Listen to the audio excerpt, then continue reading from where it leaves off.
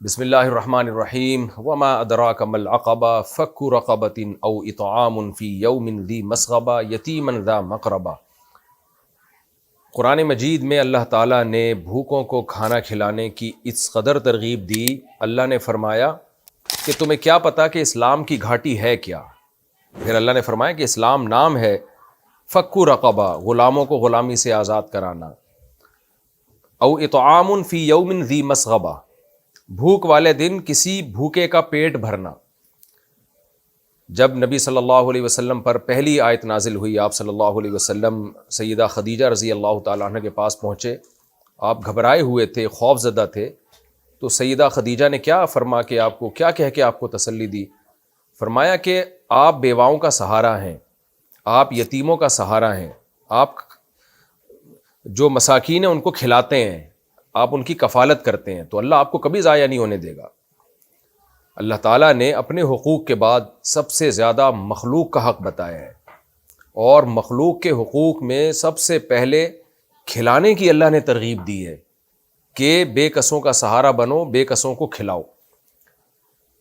جب کووڈ کے دن تھے اور کراچی میں بے روزگاری بہت زیادہ بڑھ گئی تھی، اس وقت ہمارے بعض دوستوں نے میری توجہ دلائی کہ مفتی صاحب آپ کی ایک آواز ہے، آپ کا ایک نام ہے، اگر آپ اپیل کریں لوگوں سے تعاون کی تو ہم بہت سارے غریب مسکینوں کے ساتھ تعاون کر سکتے ہیں، بہت سے گھروں میں ہم راشن پہنچا سکتے ہیں۔ میں نے ان دنوں میں کلپ ریکارڈ کروا کے ڈالا، الحمدللہ بہت اچھا اماؤنٹ ہمارے پاس آیا اور ہم نے بہت زیادہ لوگوں کی مدد کی۔ جب ہم اس مدد کو لے کر، اس راشن کو لے کر لوگوں کے گھروں میں گئے تو اس وقت ہمیں اندازہ ہوا کہ آج کتنے گھر ایسے ہیں جن کے گھر میں چولہے نہیں جل رہے۔ ایسے لوگ بھی جن کے گھر میں راشن پہنچتا تھا وہ رو پڑتے تھے اور کہتے تھے ہم نے بہت دنوں سے ہم نے آٹے کی شکل نہیں دیکھی ہے۔ تو ٹھیک ہے، 2 نمبر بھکاری بھی بہت ہیں، لیکن سفید پوش غریب مساکین بھی ہماری سوسائٹی میں بہت ہیں جو کسی سے اپنی حاجت شیئر نہیں کرتے۔ تو لیکن چونکہ میرا اس وقت کوئی باقاعدہ کوئی فاؤنڈیشن نہیں تھی، کوئی ٹرسٹ نہیں تھا، کوئی چیریٹی اکاؤنٹ نہیں تھا، تو ہم نے پھر اعلان کیا بھائی آپ مزید کوئی ہمارے ساتھ تعاون نہ کرے، کیونکہ یہ ظاہر ہے لیگل وے میں کام، گورنمنٹ آپ کو لیگل وے میں جب آپ کام کریں گے تو اجازت دیتی ہے، اور اس طرح اپنے پرسنل اکاؤنٹ میں لوگوں سے پیسے منگوا کے تقسیم کرنا، اور میرے پاس کوئی ٹیم بھی نہیں تھی تو میں نے وہ کام رکوا دیا۔ لیکن اس وقت سے ذہن میں خلش تھی بھئی یہ کام ہمیں پراپر وے میں کرنا چاہیے، جب ہم تعاون کر سکتے ہیں لوگوں کے ساتھ، ان کا سہارا بن سکتے ہیں، تو کیوں نہیں بنے پھر ہم۔ تو الحمدللہ ہم نے اس سال MTM یعنی مفتی طارق مسعود فاؤنڈیشن کا اعلان کر دیا ہے، اور مفتی طارق مسعود فاؤنڈیشن کو ہم نے رجسٹرڈ کرا لیا ہے، اور الحمدللہ ہمارے پاس ایک کام کرنے کے لیے ٹیم بھی ہے، چیریٹی اکاؤنٹ بھی ہمارا کھل چکا ہے، اور صرف پاکستان میں نہیں، امریکہ میں بھی الحمدللہ۔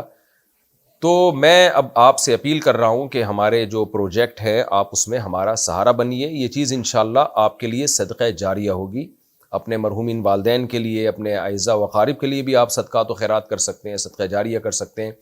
آپ کا پیسہ انشاءاللہ صحیح جگہ پہ استعمال ہوگا اور مستحقین تک آپ کا پیسہ پہنچے گا۔ تو ہمارا جو پروجیکٹ ہے، جن پروجیکٹ پہ ہم نے کام کرنا ہے، غریب بیواؤں مساکین کے ساتھ تعاون، خوراک، راشن، صاف پانی کی فراہمی۔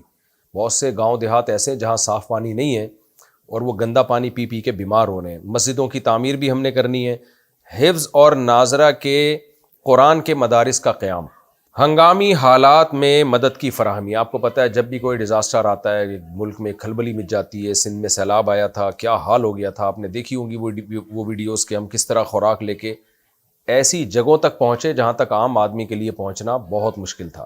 ایسے ڈیزاسٹر اللہ نہ کرے اگر ہمارے ملک میں آتے ہیں تو ہمیں ہنگامی حالات میں ان کی مدد کی ضرورت پڑتی ہے۔ تو ہم مفتی طارق مسعود فاؤنڈیشن کے ذریعے انشاءاللہ ایسے حالات میں بھی اپنے ملک کا سہارا بنیں گے، اپنی قوم کا سہارا بنیں گے۔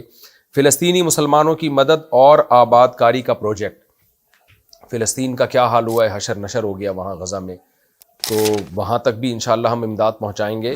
ہمارے پاس ذرائع ہیں، وسائل ہیں، وہاں تک جو زخمی ہیں ان کے علاج کے لیے، اور جن کو ضرورت ہے روٹی خوراک کی، ان تک خوراک پہنچانے کی، تو انشاءاللہ وہاں یہ بھی ہمارے پروجیکٹ کا حصہ ہے۔ اس کے علاوہ مفت علاج کے لیے ڈسپینسریوں کا انتظام کرنا اور مستقبل میں فری ہسپتال کا قیام، یہ فیوچر کا ہمارا پلان ہے، لیکن فوری طور پر کوئی ایسی ڈسپینسری جس میں جو ایک عام طبقہ وہ آسانی سے اس میں اپنا علاج کرا سکے، وہ فوری طور پر انشاءاللہ ہمارا ارادہ ہے۔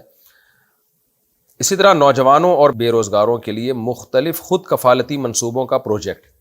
بہت سے نوجوان کمانے کی طاقت ہوتی ہے لیکن ان کے پاس روزگار نہیں ہوتا, تو بجائے ہم ان کو بھکاری بنائیں ہم ان کو روزگار مہیا کریں. اور الحمدللہ میں پرسنلی یہ کام کر چکا ہوں.